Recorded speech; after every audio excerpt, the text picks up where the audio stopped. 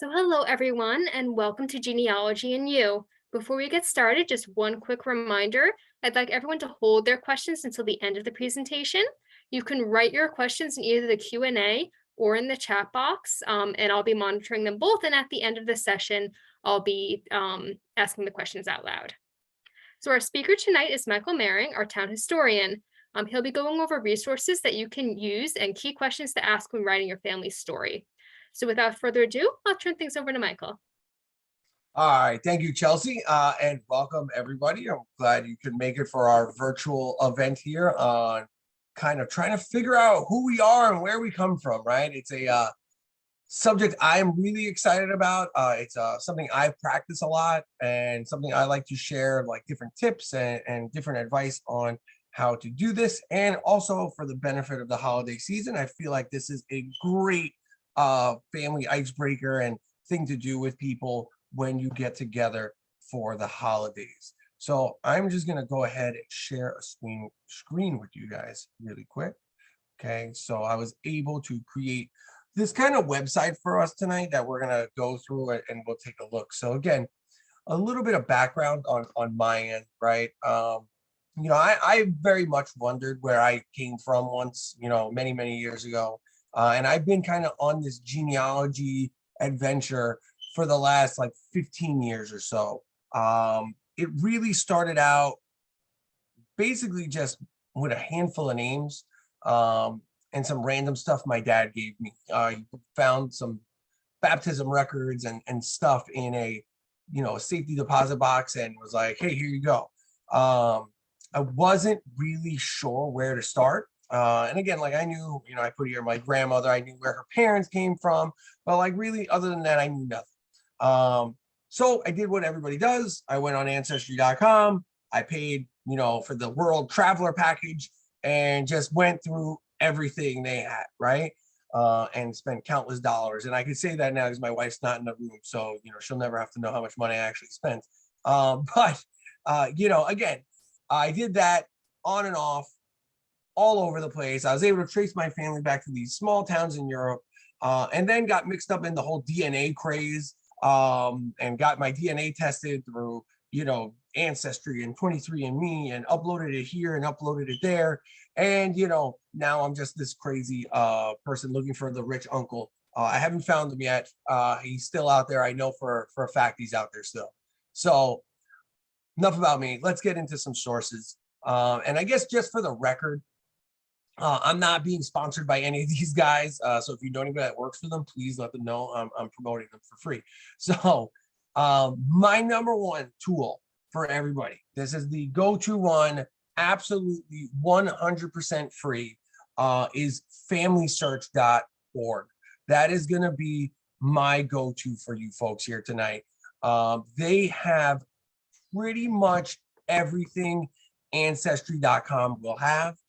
It is extremely user friendly. Now I have everything pulled up on my end. Okay, we do have the ability to go in and we have the ability to search.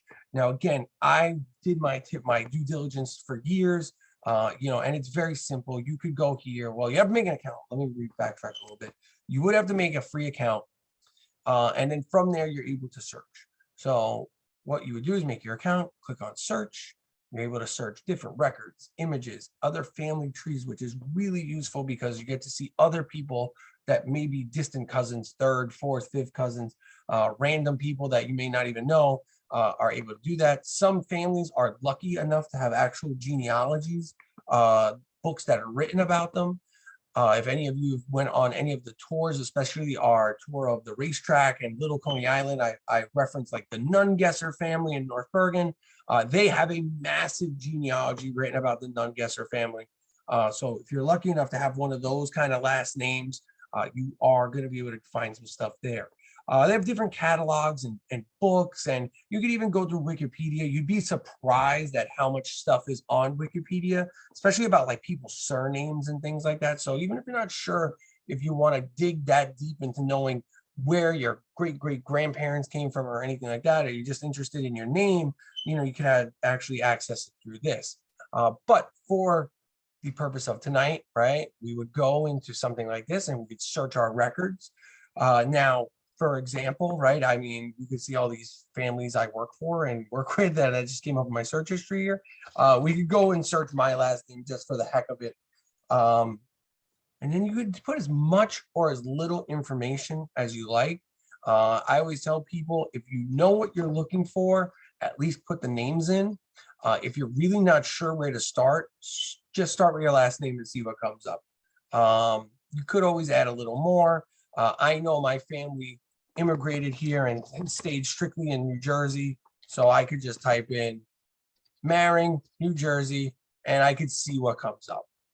And it will give me pretty much everything. So again, if I know who I'm kind of looking for or where I'm kind of looking for, I'm able to go in and scroll through all these results and pull them out. So that's one of the ways you could use this tool. And again, if I wanted to be super, super specific, I could type in my grandfather's name. I could type in the fact that I know he lived in North Bergen, and I always add the county too, mainly because sometimes our family histories get a little confusing, and we say grandpa lived in North Bergen his whole life, but you might find something that he lived in West New York for a while, or Union City, or something like that. So, for example, on my end, I could find that my grandfather was on the 1950 census in North Bergen, but in West New York on the 1940 census. So again, it's little kind of things like that that you could do. So for example, you'd want to come in, I'll go into the 1940 census just to give you an example of what it'll look like. And you'll get these kind of transcriptions. And they'll give you some basic information, but there is a ton of wonderful information inside the census record. So don't think if you get in here and you're able to find a name that you're just going to find these digital kind of transcriptions.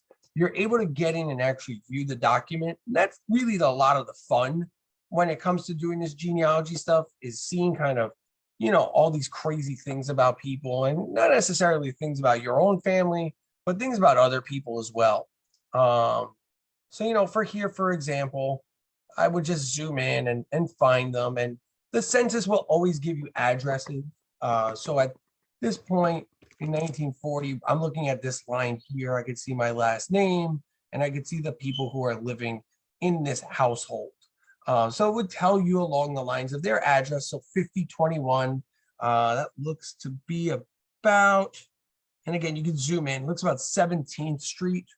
Now, again, if you're a constant follower of the Historical Society here, you'll know that these are the old street addresses. So you'll have to do a little math and figure out where this is, kind of fool around with some maps, but you're able to find it. You'll be able to find it. And if you never need help, you can always ask us at the Historical Society. I'm always more than happy to help people. But it'll tell us, like here, they didn't own their home. They were renting their home and they rented their apartment for $25 a month, which is pretty wild to think. My grandfather was living with his parents and sisters and everything. And it gives you their ages and, how their highest level of education was. So I could see that my grandfather had an 8th grade education. However, his father had a 5th grade education, which really gives us a lot of kind of tellingness about the times and the lives that our family members would have lived. And it's really interesting to see these things. It says where they were living last time the census was taken. They were living in New Jersey in the same house. You keep coming across, and it'll give you occupations. Now, this record's not great. It's a little blurry, but it looks like they are, looks like something with some kind of silk mill, something that they're working in. But again, you get all this information on these census records. The census records going back from 1940 to about 1900 are full of wonderful information about families. You get things like the rents. You get things like on the 1920 census specifically, or excuse me, 1930, they asked people if they had a radio in their home, which I think is pretty wild. And again, you could kind of poke around and fool around and get all this wonderful information. One of the other great tools on this website, and again, remember, completely free. They allow you to host your own family tree. So you're able to go in, you could start with yourself. You could work your way back as far as you want. You're allowed to leave names out just in case you don't know anybody. You're able to add spouses and children, right? And everything. So you could go and branch off and go as far back as you like. Me personally, just because I know I've gotten crazy when it comes to these family trees. I put way too much information. I had like grandparents, brothers, cousins, sisters, roommates on here at one point. And then I realized I had to chop it down a little bit. But that's just me. You guys can go as crazy as you want with it. But that's Family Search. It's got a ton of stuff. It's very, again, user friendly, a lot of fun. You come and go as you please with it, and it'll always be there. It'll always save. And then we'll go back to our other sources here. Another good source I like is Chronicling America, which is through the Library of Congress. And effectively, it is a newspaper resource. So if you have family that you know might have lived in another state and really can't get out there, you're able to kind of check and go through all these different states, all 50 states, and check different newspapers. One thing I have found as I've done research for people is if an ancestor or distant family relative had done something very newsworthy, showing how far the news actually traveled. So again, you could just do something as simple as type in your last name. I always suggest this, put your name or whatever you're searching for in quotations, because that'll narrow it down. Now, again, I did something crazy. I just searched the last name and kind of threw it out there. Again, I know my family. We're very much New Jersey people. We've showed up here and we're never going to leave. You're going to have to drag us Marings out of New Jersey. All right.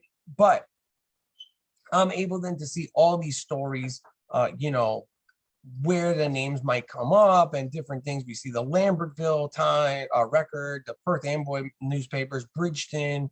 But again, I won't bore you by going in and out of all of these, but these records are all here for you to access, completely free. And, even if you're not sure if you could find anything based on their names, you could always search addresses and things like that. It'll pull up a ton of information for you. Next on the list is somewhere I really have a very good close relationship with, on Ellis Island. One of my first jobs out of college was working here, and I was able to work with a lot of great people, meet a lot of interesting families from all over the world that came up in search of somebody that made their way to the United States. Now, their website, again, completely free to use here on ellisisland.org, which we have open. All you have to do is create a user account and you are able to get into their database. Now, their database covers everything, or let me rephrase that, covers any person entering the port of New York between about 1860 all the way to 1954. Prior to 1860 to about 1892, you're going to have all immigrants enter through Castle Garden, which is it's in Battery Park. In 1892, Ellis Island opens, and that is where immigrants will be processed from 1892 all the way until about 1954. So you can access their sites. All you would do, like I said, make your account, go on here to Discover, search passenger and ship records, and then start your search. Now, again, this is a very user-friendly one, but the problem with doing immigration search history is the names are never what we are going to think they are. The reason is, and I have on the website here this scene from The Godfather 2, which I hate this movie with a passion because I had to deal with so many people tell me their families' names were changed on Ellis Island. That was never the case. All of the records they have in their database are filled out when a person got on the boat in another country, in France, in Germany, in Italy, or in Spain, in Turkey, wherever they're coming from. And that's filled out by somebody over there. So all of these records may have spelling errors for all we know. So one thing I suggest, if you're searching for somebody who you know came through the Port of New York, just go with a last name. So I could search, I know one family member of mine that came through. It would be my grandmother's father. So I could search his name. Let me do it without the apostrophe. And I should also spell it right too. If I search here, it'll come up with all these people. And here's the thing with their website, it will kind of come up with all these different variations of it. But you can go in and fool around with it. I know he came over with a first name Cosmo. Let's see if it pops up so I can show you what a record looks like. Of course it doesn't, because I need to show you. But let's just kind of pop one open here, see what we could do here. I could show you on the wizard, that tool that they have. You can narrow it down by gender. You can narrow it down by their marital status. If you know they came over married, if you know they came over single. I know they came over single, but for argument's sake, I'll leave it blank because you never know the amount of stories I heard about family members being left and real family drama. You could narrow it down by year of birth, by year of arrival. You could even narrow it down. I'm going to try and narrow mine down and see if I could find it a little bit. I know it's in this early 1900s. Just throw in this kind of random thing there, leave the rest blank, and you could add it. You could add town names if you know where they're from, all different things like that. Let's see if we can find anything. Still not much is coming up. Not sure why. He's in there. I know he is. But let's just open up this gentleman's record. Just take a look. So you would go here to ship manifest. And of course, I'm locked out. Let's log in.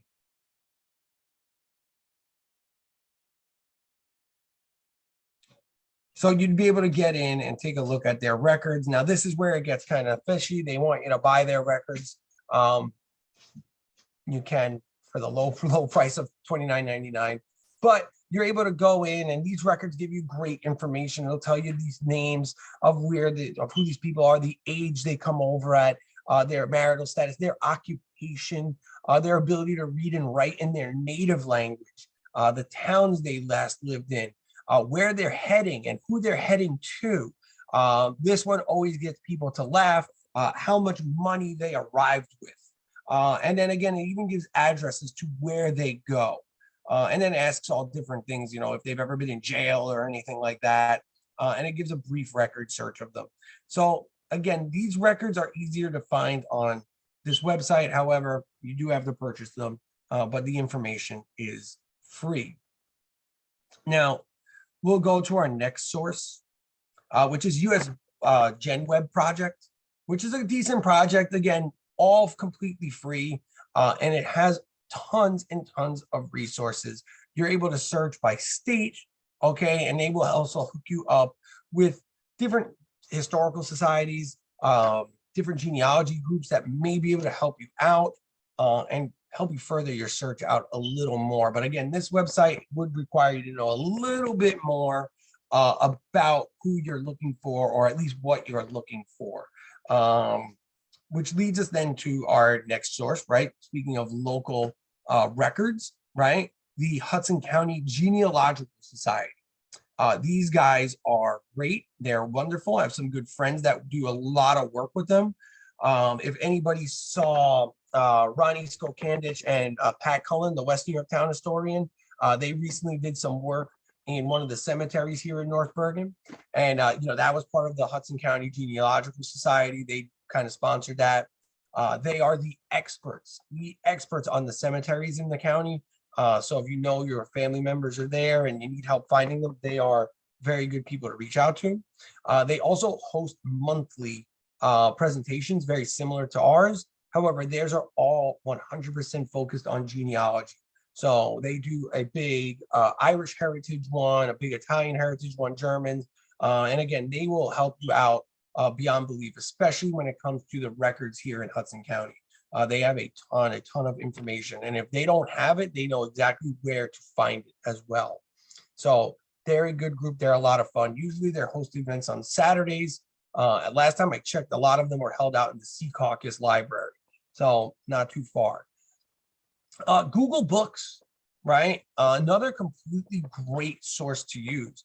Again, it really depends on your last name.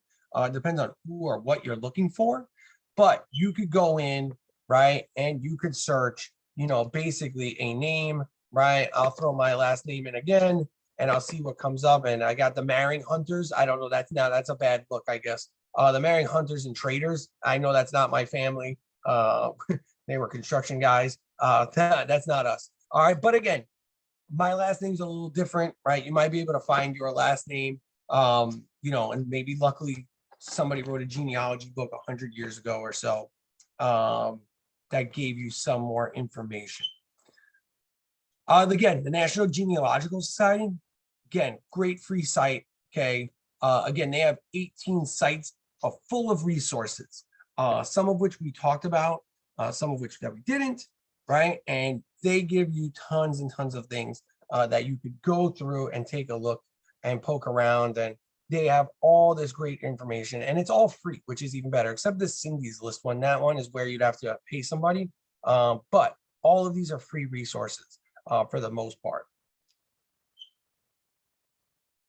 Now, again, right, if these sites give you kind of nothing, right, I always tell people never give up, right? I'm a big believer that history and stuff is always hiding somewhere. And if you just keep searching, you'll be able to find it. One thing I strongly suggest, if you really do want to do this and become the family historian, I would suggest using this 100 questions every family historian should ask their relatives, right? Very often we are going, oh, actually, excuse me 1 second.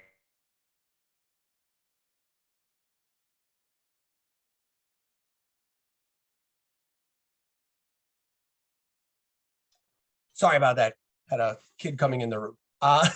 But you have these 100 questions everybody should ask. I always suggest to kind of have these around. Ask the older family members, right? They have tons of information. Ask the younger family members to fill this out. This way you have that information. And again, simple things. What's your full name? Who are you named after? Because you never know, right? You never know how, an older aunt or uncle or grandparent got their name, any nicknames that they might have gone by, where they were born. Like, I won't bore you with all 100 questions, but there's a ton of questions that your family will love if you print out and give it to them and tell them they have homework at a holiday party. So you have that. People often will ask me from time to time, I can't really do this anymore. What else should I do? I don't know where to go. I suggest doing the 23andMe, the ancestry DNA tests. I think they're a lot of fun. You find out a lot of interesting things. I think that the paper trail would never give you. So that's always just something. And then they're so popular now that you're seeing more and more people do it, and you're getting a more detailed family tree of your own through kind of your DNA, which is a lot different than this traditional genealogy that I'm kind of talking about here tonight. Now, if you ever need anything, I'm always a big fan of self-promotion, right? You can always choose the most handsome resource you have available, myself, all right? Or at least that's what my wife thinks, okay? But I've been a history nerd my whole life. I've worked in genealogy, and I now am a history teacher, entertaining students 5 periods a day. I'm here monthly with you fine folks. Just shoot me a message through the Historical Society's Facebook page or my email down at the bottom. Always happy to help people kind of get into this adventure and help them out and figure out where these things are. Now, I know we are in Hudson County. We are a very diverse group of folks here. We do have a link here to a website for Hispanic and Latino genealogy websites. I go through this very often with my wife, right? My wife immigrated here from Ecuador as a young child. And of course, because she's in my family tree, I want to do her family tree. So, I've done research for her family. It does get a little trickier, right? Records from other parts of the world, Latin America, Africa, Asia, they're not as documented as, say, American records and European records. So you would have to do a little more legwork when it comes to records outside of the United States. A lot of emails back and forth, a lot of phone calls. a lot of dealing with kind of communal governments and dealing with church records. So there is a lot more work with that, but it is extremely rewarding to see those. There are sources here for African American genealogy, tons of free ones that are available, right? And again, very, very interesting stuff. And again, very complex, very complicated, once you get back to a certain point, but also very rewarding. Then I got a couple of sources that are pay sites, links to Ancestry, which are, take you to Find a Grave and RootsWeb and, archives.gov and Find My Past, Fold3, My Heritage. All of these are very good if you're willing to pay for it. They are worth the price, but I always suggest if you're just starting out, go with the free sources first, right? At least figure out where you're going first. And then lastly, for the more advanced people, Steve Morse, very helpful guy. This guy touches every aspect of genealogy, and a lot of his stuff is free. All his tools and different kind of websites and tips and tricks he offers completely for free. So Steve Morse is a very good source to go after. And then again, if you have any questions, shoot me an email, right? I'll be more than happy to get to help you out and see what's going on for you. Now that's all I have. I hope there's a lot of questions. Hopefully I could add some insight. If you want to make them personal questions about things you're looking for, I could definitely give you some tips. So yeah, thanks. Let's see what we got, what kind of questions we got going on.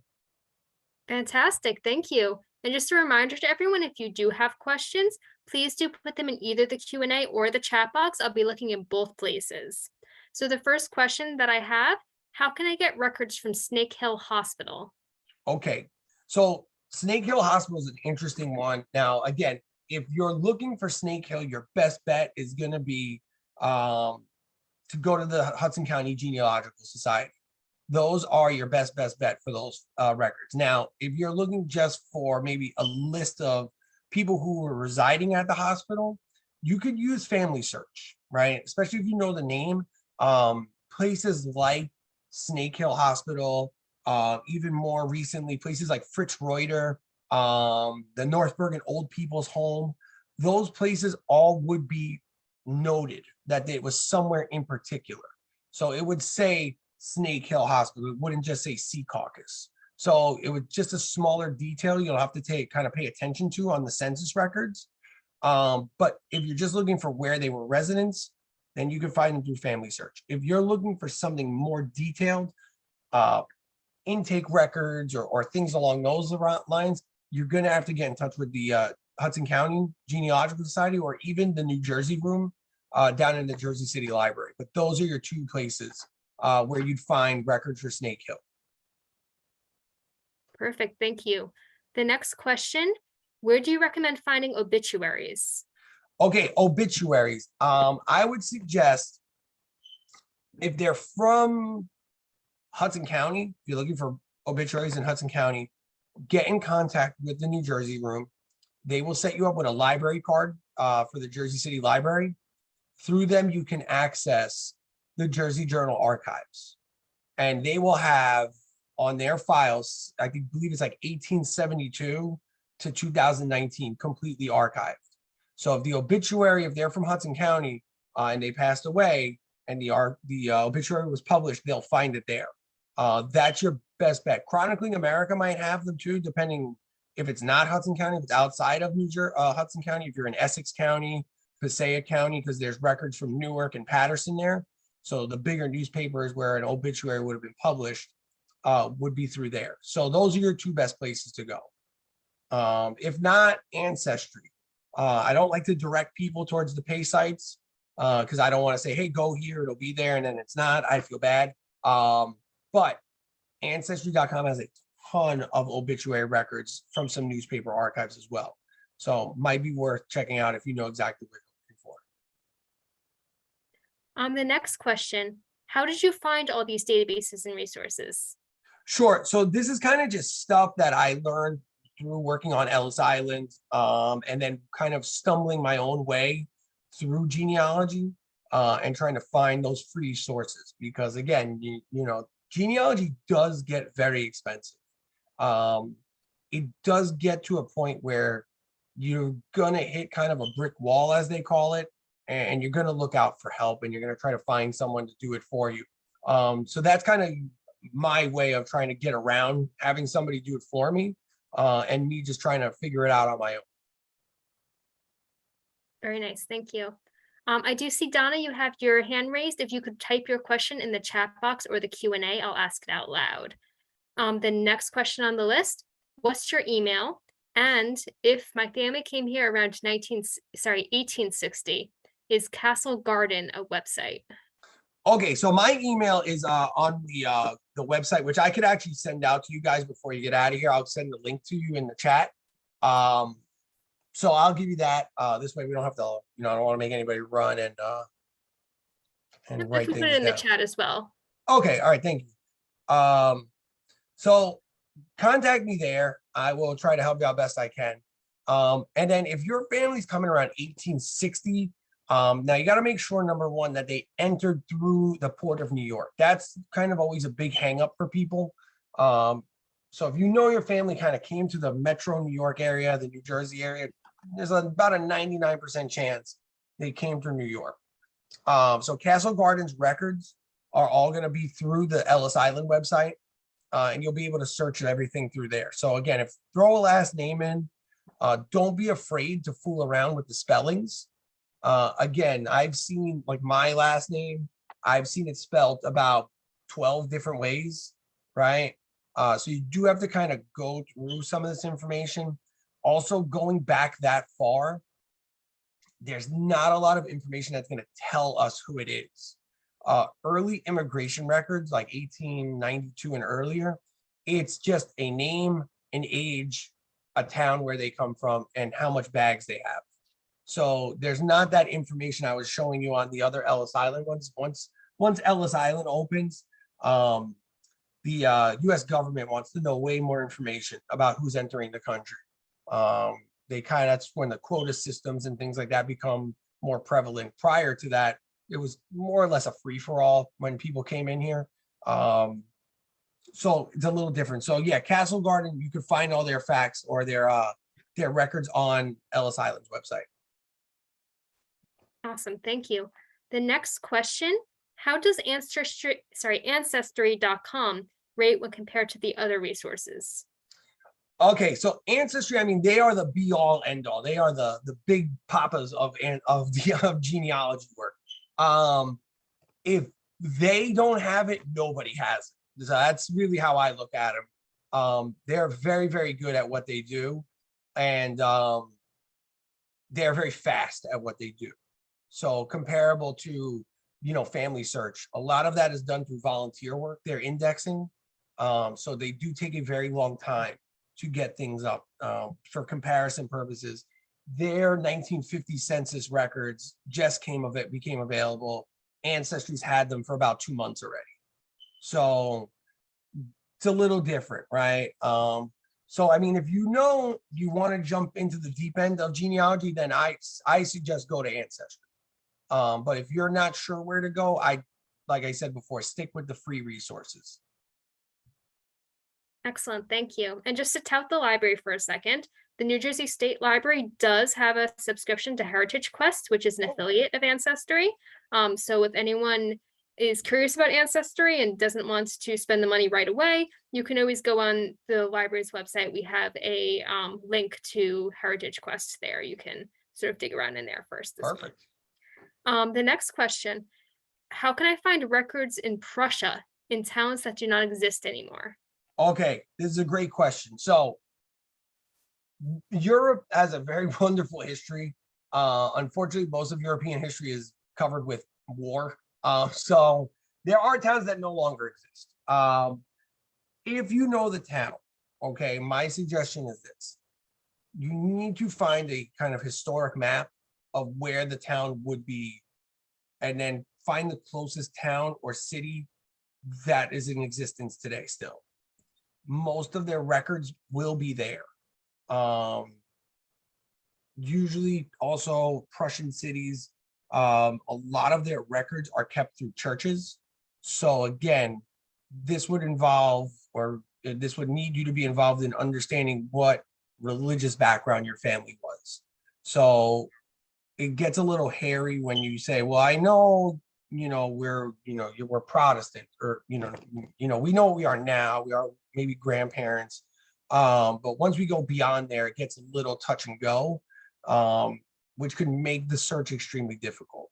So if you know the area, you would have to kind of find churches and then hope that they are Protestant, or they are Catholic, or they are Jewish, right? To try to narrow down.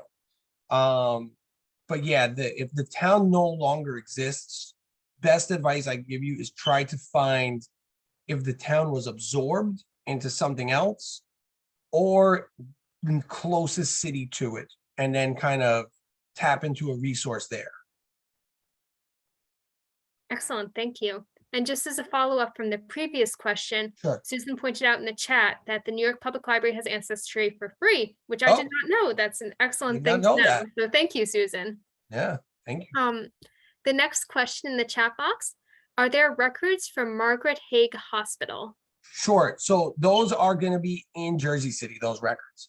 Those will be down in the county courthouse.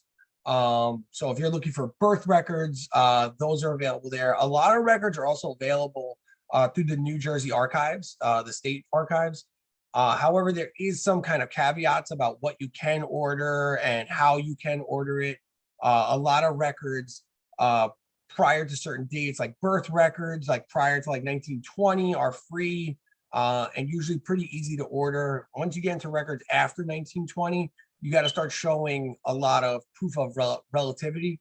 So, I've worked with people before and had to make a request for like a 1935 birth certificate, and the state would not give it to me because I'm not related to them. So that would involve me having to go down there and fish the information out manually, or I had the person I was working with do the paperwork and send it in to get the record. So, but with Margaret Haig, everything would be in the Jersey City courts, and you'll be able to find it down there. You just have to contact the courthouse and ask them. Perfect, thank you. The next question, do you know of any sites to seek family from Puerto Rico? Sure. So on the website, we did have that one kind of source there for the Hispanic kind of sources that we have there. Let me pull it open. I'm pretty sure I saw one on there about Puerto Rico. I'm almost positive I saw one. If not, you could always go kind of search this group here. Where are they? I had them pulled open before. The Hispanic Genealogy Center. They're based out in New York. So they have a ton of stuff, ton of resources. And again, yes, they are the one that will connect people with Puerto Rican records. Again, that requires a lot of legwork because again, gonna be a lot of record keeping through the churches, right? We see in Latin American countries, everything's done through the church. Baptismal records are supplemented for birth records. Marriage records are done through the church, right? Death records are done through the church. So if you know specifically where in Puerto Rico you're looking for ancestors, if you happen to know the town they're from, that would actually be a great help, right? A humongous help in narrowing down even where to start searching. But you could use that website on the Hispanic Genealogy Center, and they would definitely be able to point in more direction than I can. Excellent, thank you. And the final question that I currently have in the chat box, I know someone has a family tree on my ancestors on ancestry.com. How can I see it? Okay, so that's the thing with ancestry.com. The only way you could see it is if you are a member. So if you could make a free membership on ancestry.com. It won't let you really search. Well, you can search, but it won't let you open anything. But it will show you that, hey, there's a family tree, and it'll give you kind of like a brief access to it, but not you won't be able to see any of the actual records. They may even need the owner of that family tree may actually need to add you as a viewer as well. I haven't really used ancestry.com in a while, but as I remember correctly, that's kind of how that worked out for that website. Excellent. So I don't have any further questions in the moment in the chat box. I'm going to give it just a minute to see if Sure. anyone else has any other questions. Susan, I do see your hand raised. You can type your question in the chat box or in the Q&A box. All right, and Melinda says thank you. Thank Thank you, you. Melinda, for coming this evening. And if there's no further questions, I want to say a big thank you to everyone for coming out this evening and joining us for this webinar.